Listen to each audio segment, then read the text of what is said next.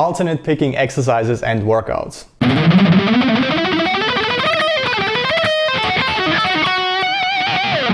That is our really cool topic for today's video once again, and the timing is perfect since we looked at the best beginner picking exercises a couple of weeks ago. It's time to check out 4 amazing follow-up exercises for that, so intermediate picking exercises. And this topic also perfectly aligns with the lesson wishlist on Patreon for this month, since you guys and girls voted for the topic of alternate picking string skipping exercises. So today's video will be really great for your picking technique and for your string skipping skills. We will check out one basic workout to get started with the motion. Then we will move to scales. First we will check out a workout in the pentatonic scale, so a 5-note scale, and then a workout in the natural minor scale, a heptatonic scale, so a scale featuring 7 notes. And as always, I saved the best for last. We will finish with a really cool practical example, an awesome and unique sounding arpeggio composition that really highlights the use of string skipping and shows you what you can do with that creatively later on. So let's not waste any more time and start practicing right away.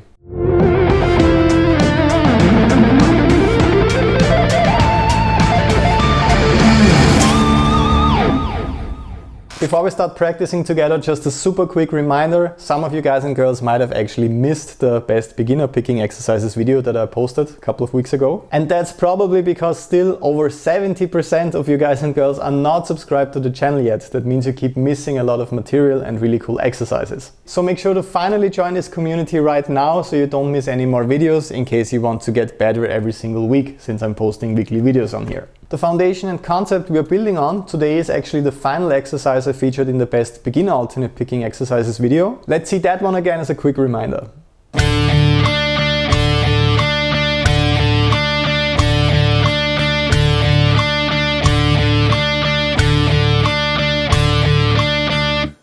So this one was fairly simple. I was just playing an octave interval, but instead of playing both notes at the same time, D, in that case, twice on the 5th fret on the A string and on the 7th fret on the G string, I was alternating between the 2 notes, playing alternate picking. So down, up, switching to the G string, down, up, then going back to the A string, down, up, and so on. So a looping pattern. So once again, the tricky thing right here is jumping between the A and the G string without hitting the D string in between that. So no harmonics and no dead notes allowed right here. You only want to hear those 2 notes. So to start working on the first intermediate workout, we don't just want to speed that one up. We also want to start moving that octave interval around to make it more challenging. And I like to call this one the disco workout because it sounds really fun when you're working on octaves with that kind of disco beat. And remember that I not only uploaded the tabs and guitar profiles for all of these exercises on patreon.com/Bernd for you. You can also once again download video play-alongs of all of these exercises so you can work on them together with me in your next practice routine.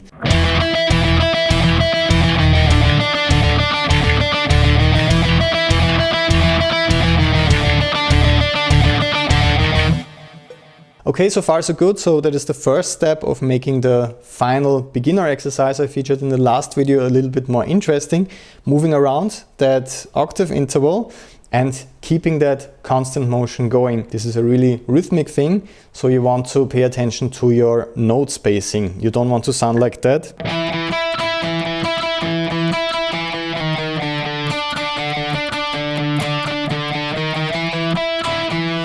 I think you get the idea. Here I was really not playing in time. I was really focused on kind of making the string transitions right, and I was hitting the string in the middle of the time, and that sounds really different from the performance of the exercise. So make sure to always practice this to a metronome.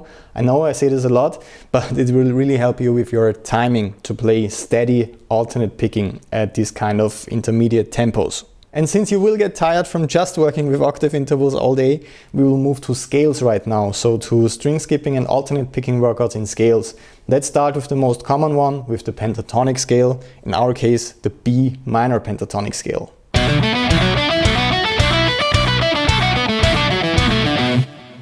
So for this exercise, I'm not just playing this very common pentatonic shape up and down, like you might be practicing it right now.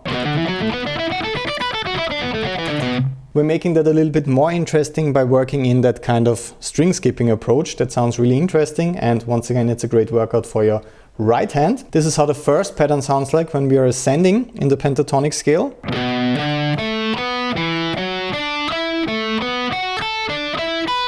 So it's the same idea, the same pattern repeated. We're always just skipping one string. So instead of moving from the E to the A string, we're skipping the A string right here. And we're moving straight to the D string. So with the next repetition, we are starting on the A string and we skip the D string. So then, and so on. And when we're turning that around, we keep the same idea, but we're playing the scale descending. So we're playing.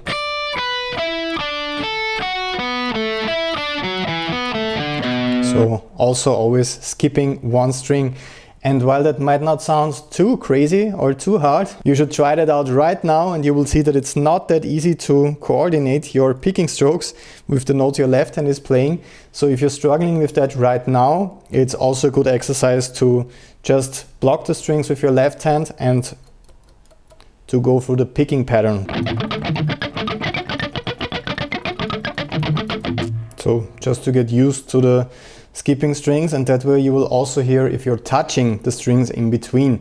So you only want to hear those strings that you are playing on, of course.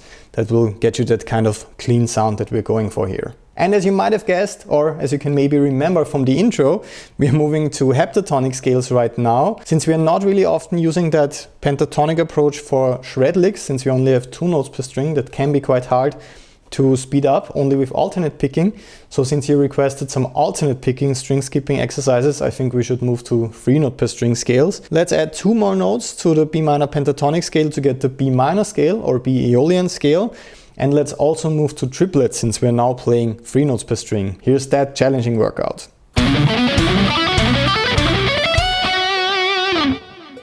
So as you can see, things are getting a bit challenging right now. So right now we are playing 3 notes per string.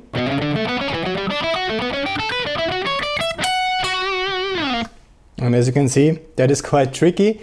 And to show you the reason why that is so hard, I prepared another graphic for you once again, comparing the down and upstroke pattern from the pentatonic scale to the down and upstroke pattern to this kind of 3 note per string skipping approach. So as you can see, when we go with 2 note per string alternate picking patterns to work on our string skipping skills, we always end up with the same pattern, ascending and descending in case of the pentatonic lick that I prepared. So we always have downstroke, upstroke, then we move to the next string, downstroke, upstroke, then to the next one. So we are hopping back and forth. That can be challenging, but the pattern always remains the same. But when we compare it to the 3 note per string approach, we of course have downstroke, upstroke, downstroke, and then upstroke, downstroke, upstroke.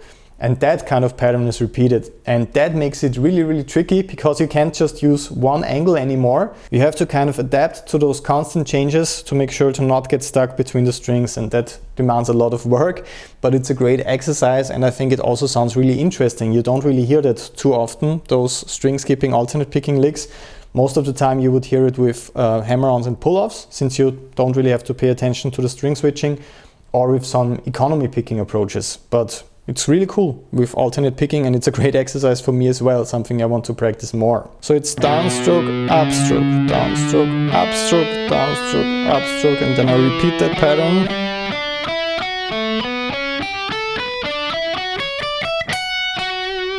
For the full exercise. So we always have the pattern of downstroke, upstroke, downstroke, upstroke, downstroke, upstroke. And as promised, I prepared a really cool practical demonstration and practical example for the end, since all of those exercises obviously sound like exercises, like patterns moved through different scales or just working with the octave interval.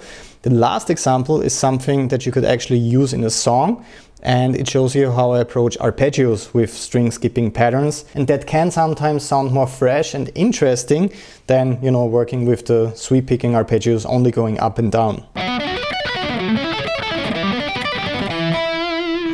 So let's check out this really cool arpeggio string skipping approach right now together.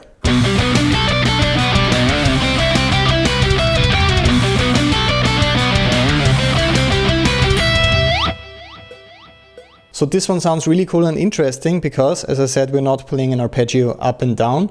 We can essentially spread it out all over the different strings since we're working with string skipping right here. So this is maybe not a pattern that you heard in millions of songs already, To me it sounds kind of fresh and similar to how a piano player would approach arpeggios, since they don't have to think in different strings. And if the string transitions are gonna be challenging, they can really just spread out the shapes and move them around with both hands. And that's similar to what we're doing right here. So let's check that out a bit slower together.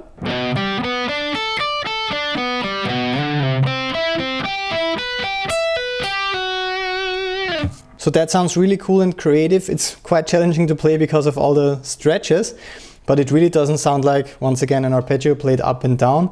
It has that kind of cool phrasing that you can't really predict. And the cool harmonic foundation for that is B minor, C major, and B minor just going back and forth. That sounds really, really cool and actually quite suspenseful. So we're kind of thinking in B minor for the first measure and then in C major for the second one. And then we're just adapting that a little bit for the last repetition to make it more interesting.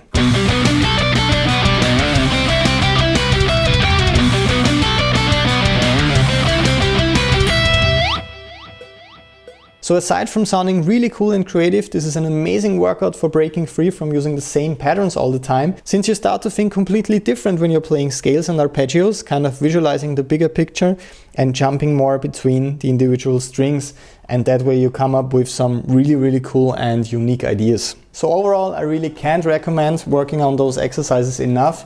Aside from being great picking workouts for your technique, that kind of creative string skipping approach also opens the door for a lot of new and fresh ideas when it comes to your scales and especially arpeggios. Right now, for example, I like to work with big stretches in my arpeggio shapes, and when you add that string skipping approach to that, you get some really, really creative ideas that don't really sound like guitar playing at all. It reminds me more of a piano player playing those big arpeggio shapes, as I said. So to get started improving and practicing right now, I recommend heading over to patreon.com/Bernd and joining our Shred Guitar community over there, because there you can download the tabs and guitar profiles for all of those exercises, and for over 100 lessons. I think we are at 122 lessons on Patreon right now, so quite a big archive. And for a lot of these really important and cool lessons, I also added some video play-alongs so that you can practice together with me in your practice routine. And in case you need some personal assistance and feedback from me, you can also join our VIP club. That way you get access to my secret Inner Circle Facebook group, where I can give feedback to student videos or audio files or guitar profiles. And you can also chat with the community over there, which is a lot of fun. So once again, in the end, make sure to subscribe, leave a like in case you learned something new. That always really helps me out a lot. And a comment in case you have any more questions for me. I try to answer as many as possible. I will hopefully see you again in the next video. All the best and have a lot of fun practicing until then.